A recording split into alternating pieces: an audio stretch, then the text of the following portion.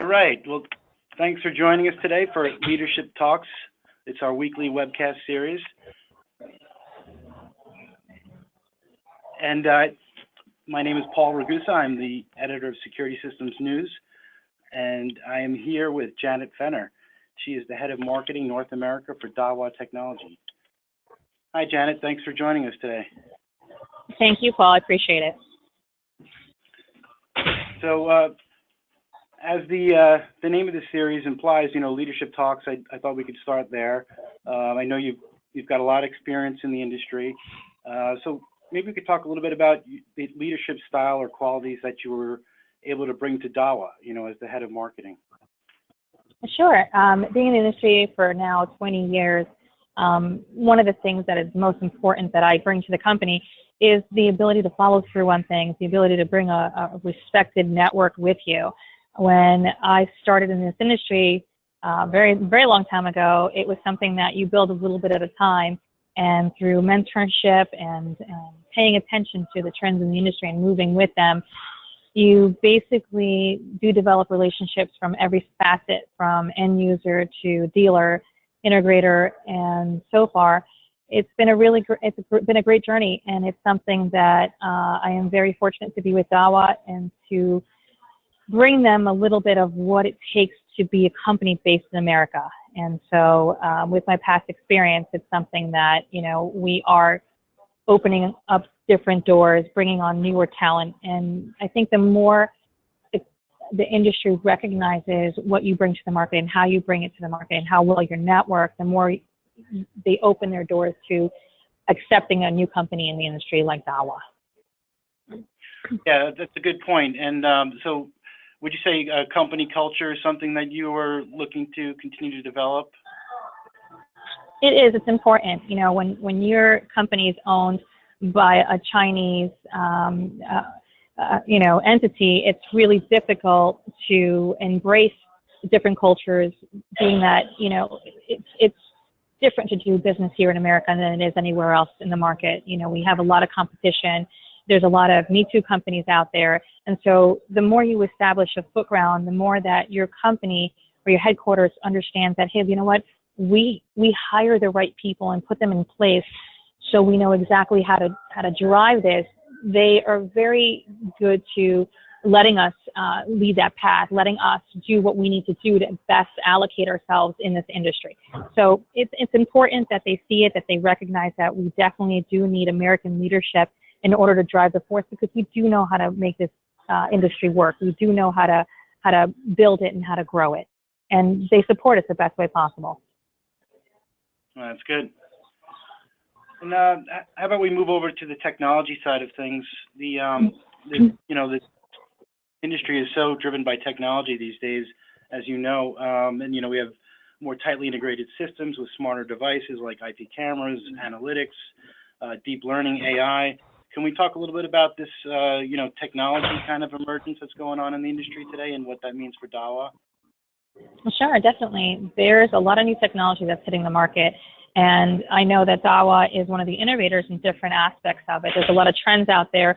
Definitely artificial intelligence is something that's hit the market by storm, and it's going to be something that's definitely moving it within the next few years, reshaping basically what our security industry looks like and what it can bring in reference to analytics. It's something that we're developing our own artificial intelligence as it is as well. We have over 5,000 engineers, R&D people who are actually trying to move forward. But we also partner with really good companies like NVIDIA and also Movidia to help us capture that forefront of being a part of artificial intelligence.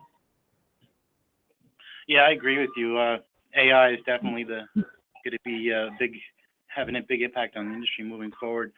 And I know this topic is obviously on the forefront of everyone's mind in the industry today, cybersecurity. And I know you're doing a lot. Dahua's doing a lot in this area. And we just had this recent announcement with the now all the wireless devices are in jeopardy. So can we talk a little bit about cyber? I know you really important to use. It is. It's something that we're owning. You know what I mean, and trying to really move forward on it, because if you don't have a hardening guide, if you don't have a plan, if you don't have an initiative, you cannot compete in this market. You can have a proven brand all you want, but until you get a trusted brand, that's something that you really need in order to go ahead and compete in this market. It's amazing how other countries are a little bit more lacking in trying to push cybersecurity to the forefront. And here in the United States, if you don't have a good cybersecurity plan, if you don't have something in action, there's no way that you can really get ahead. I know that we've been struggling with that in the past. We've been definitely fighting a battle, and we're finally at the point where HQ has determined an entire cybersecurity council for us. They put some initiatives in place. We've actually rolled out a new hardening guide. And on top of that, as of April 1st, every single new product that Dahua brings to the market is actually meeting the initiatives that we put in place, such as, forcing you to change passwords, having a strong password, and all the other initiatives that come with that. It's something it's important. You need it. You know what I mean? You need it. And not just putting something in place, but continuing the efforts to know where to go forward with it. Aligning yourselves with companies such as UL Certification, who are now building committees for the security industry specifically. There's the PSA, who's actually creating committees as well to help you meet requirements, to help you get certified, to help you take next levels, next steps. There's companies out there that we're working with that are helping us determine whether our coding structure is the right way to go about it. It's one thing to go ahead and come out with firmware and always constantly updating it, but it is our responsibility to own it as a manufacturer. You can only suggest and give guidance to your dealers and your integrators to making sure that they update, make sure that they do the right things as far as cybersecurity goes. But ultimately, we, the manufacturer, are the ones who really, truly have to own that and help our industry get to the point that it needs to get to. Yeah, you're right. And then I would imagine that, like you said, the onus is definitely on the manufacturer, the companies that are producing products. But how about your partners and your channel partners, your other technology partners? That must be a challenge, especially it's hard enough to make sure that what you're putting out there is cyber secure. But can you talk a little bit about that challenge, partnering and cybersecurity? Sure. I mean, it's basically knowledge. Knowledge is the key to anything. Our industry needs to not only know the terminology of cybersecurity, but really learn what it is. It's not enough that people are like, oh yeah, I've heard of that. You have to educate yourself to what that means, what questions you have to ask, how to partner with somebody, how to choose the right companies to partner with. And it's all based on, you have to ask the right questions. You have to make sure that everybody is compliant or doing something, starting the conversation, leading this industry in the right direction to make sure that, our brands are protected, because you're only as good as your brand. And, we've gotten hit with a vulnerability back in March. We're still trying to recover from. And it's very, very difficult to try to build a brand in this market when you just started in 2015 to try to keep moving it forward and then saying, we're going to go ahead and partner with everybody. But before we even do so, we've got to go ahead and get ourselves in check. We're building and building, and building the foundation of cybersecurity is key, because then that all goes ahead and opens up the doors to working with business development, working with other companies, all the VMS that we're in bed with a lot of VMS companies, a lot. We're integrated with all the big giants in the industry, which is fantastic. It's great that you're integrated. But in order for their salespeople, in order for their business development people to go ahead and push us as a choice brand, we have to make sure that we're in compliance. And same as them. We have to ask them the right questions. Hey, what are you doing? If we go ahead and partner together as a solution, we've got to go ahead and make sure that customer feels safe, that they can go ahead and push us together. And it's all about what we deliver to the end user at the end. Yeah, and you alluded to something that I think it's important to bring up is to addressing the issues that do happen head on. To be as transparent as possible, like Dahua has been, and also to provide support and education, the proper patches. Can you talk about that increased challenge? I'm sure for you it must be a big part of what you do is providing that additional support. Sure, I definitely have to be honest. And, in the beginning when we first got ourselves tangled with this vulnerability, our company was very, very reluctant to be transparent. They felt a fear that if we were going to be transparent, then for some reason they would lose business, or for some reason it would be a negative. And we basically were able to change their mindset and say, listen, we've got to own this. You got to put it out there. You got to open it up, and you got to say, listen, this is what happened, and this is how we're going to fix it. And we're going to be there every step of the way. So for us, it was a really big task to make sure that our customers got the most support that they needed, hands-on support. We set up a cybersecurity hotline. We gave them the firmware patches they needed. We called them all individually to let them know, hey, you may have not been affected, but do us a favor, update your passwords, update, all your information. And so we did this, and it took weeks for us to go ahead and get in front of it. And that's the key. It's not so much being reactive as a company as to being proactive first. And then, any company can go ahead and have some kind of vulnerability issue. Most definitely. You have any kind of equipment attached to the network, it's horrible. You can't say that there's nobody out there that's like, oh, no, we're 100%. There's no such thing. But how you react to things, how you pick up the pieces after you're done, you have to definitely say, okay, this is what happened, let's evaluate it, and let's react on it as quickly as possible, because the customer is the customer you want to keep. So it's important to be transparent for sure, because the more transparent you are, the more the customer believes in you and trusts you. And that's key. That's key. There's no way of hiding behind anything. But also the next big thing that companies need to do is actually react quicker. Have some kind of process in place as to here's the protocol that you're going to follow. This happens, here's what we want you to do with it. And we want to be the ones to say to the market, hey, listen, we've gotten this vulnerability, here's what we're going to do. And we're still working on that. We're still working on our process. We're still working on our proactive. We're working with a lot of different pieces, but I'm very, very confident that we are getting to the point that we need to in order to compete. We really are. But it's been a slow process. It's definitely been challenging, but I know I have never seen them, meaning HQ, keep the ball stagnant. They've always kept it rolling. They've always been listening. Here's what we need, and they do it.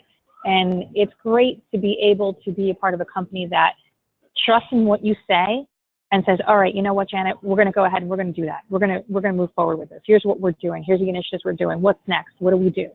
And letting them know, okay, here's our options. Here's what we're going to do, and have them listen is it's key. It's key to them knowing that, hey, we need this in order to grow. Yeah, and you brought up a great point there, because no one is 100% safe. There's, you know what I mean? I've spoken to all the cybersecurity experts, not all of them, but a bunch. And even they say there's just too many things coming down the pipe every day. So, like you pointed out, it's really about how you respond, what you're doing to mitigate even after the fact. What are you going to do once these breaches happen? So you're right on that. Now, I wanted to ask you about, we were talking new tech, and I know a lot of the research and technology that you're doing is going on in that new facility in Franklin, Massachusetts. Can you give us an update on the new facility and what you've got going on there? Sure. So we currently have two facilities. The third one right now is in Stafford, Texas, and that one's being developed. But the one that we just finished rolling out is up and running completely, and we've got a staff of, I think, over 20 at that office is in Franklin, Massachusetts. So that is something where we're focusing on research and development. We've hired specific engineers to task on artificial intelligence, and we're also building more of a tech support team as well. So not only do we have 15 tech support people in place in California, but we're setting up another 15 on the East Coast. So this way, we're able to work on two different areas of the country, different time zones, and we're able to service our customer the best way possible. So right now, I know one of the biggest things is, you call into a call center to get some help. You shouldn't have to wait 15 to 20 minutes. Our call rate gets answered under 2 minutes. And they are also, everything's resolved within, 90% of our phone calls are resolved on the first call. So it's pretty impressive, and we're looking to build more of a team over in Franklin, but we also have a warehouse there. So not only do we ship from Irvine, California, but we are also able to ship from Franklin, Massachusetts, which really helps us deliver a two-day turnaround. Oh, that's awesome. And did I hear you mention a third facility you're working on? Mm-hmm. So right now we're working on our third facility, which is Stafford, Texas, which is where we're trying to eventually get to, well, we're going to start with assembled in the United States. So the Buy American Act is something that we're trying to go after, and we're trying to set up a facility that allows us to get product in place that is actually assembled by veterans. So it's something that we're slowly building, and then eventually I think we're going to get into manufacturing here in the United States. But that is not yet. I don't want to go ahead and say that, hey, that's going to happen right now, but we are definitely contemplating doing business here in the United States more and more. Okay, good to hear. And thinking big picture now, can you kind of give us a look at 2018, what you have planned, or some of the big ideas that you have going for next year? Sure. I mean, one of the biggest product launches that we're going to have next year is we're bringing thermal into the industry under the Dahua name. And that's something that we have been asked for quite a bit this past year. And we're happy to say, I mean, we already currently have it. There's a lot of products that we have globally, but the ability to go ahead and launch them a bit at a time here in the United States has been very important to us as far as like how timely we do it. We got into surveillance, and then we added just recently access control and intercom into our portfolio, which we're going directly with, really fast going on that. And then now next year we're introducing thermal to the portfolio, which we're very excited to do. We just launched also extended power over Ethernet product line, and we're doing more and more in the space of artificial intelligence, which we are launching a box camera that has that on the edge. And then we're also introducing a few other products in the portfolio, and a lot of it is also, we're still continuing with the HD CVI, which is proprietary analog for Dahua, and it's something that allows companies who have existing coax infrastructure to upgrade their system without having to do rip and replace. And we find that's still a need here in the United States and Canada, and it's something that we service that by adding that into our portfolio.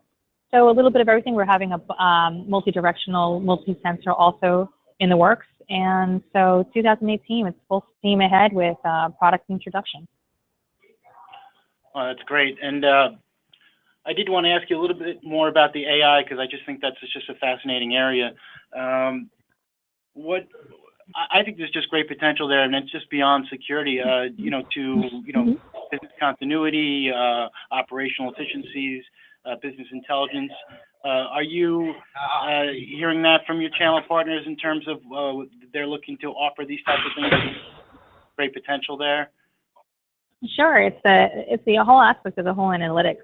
I mean, it seems that we're just taking the security camera and we're entering not only surveillance, but we're also entering the marketing point of it. Artificial intelligence allows you to stream many different analytics in one shot, and it's making the camera smarter. It picks up on things such as, who's entered, is it how many men, how many female, how many women, mustache, glasses, what kind of cars are they driving, so depending on where you put it, even in a retail shop, you're able to talk directly to your market by using the intelligence on a camera, knowing if you've got, let's say, 100 women walking through, which is more than men do, into a shop, you're able to track their whereabouts. You're able to track what they're looking at by heat mapping. You're allowed to do people counting. You're allowed to take a look. Hey, are these women long hair or short hair? Are they, are they carrying a pocketbook? It's everything as far as like you can change the advertisement around in your area by just knowing different characteristics of who your audience is. So paying attention to the audience, even in traffic situations, you can definitely streamline a lot of, you can definitely do a lot of applications with it. So let's say traffic, you get to see who's driving a car, who's riding a bike, who's walking, how many cars are yellow, how many cars are green, how many cars are this brand, that brand, how many men are driving, how many women are driving, are they using a visor, are they wearing glasses? So it's a lot of different opportunities that you can definitely view and use. And it's also taking a look at a crowd and knowing if there's an anomaly in the crowd that hasn't existed before. Should they call security? So what kind of aspects are they looking at? Yeah, those are all great examples. And 20 minutes goes by very fast. That was where 20 minutes is up. And thank you, Great. Janet, for taking the time today. I know you're at a trade show and talking to me from your cell phone, so I appreciate that. No problem. Yeah, I hope to see you at one of our shows. We have Cloud Plus coming up in November, and TechSec. I know I'm going to see you there in February of next year. So thank you, Janet. And well, thank you so much. Take care. All right, I appreciate it. Take care. Have a great day. You too. Bye. Bye-bye.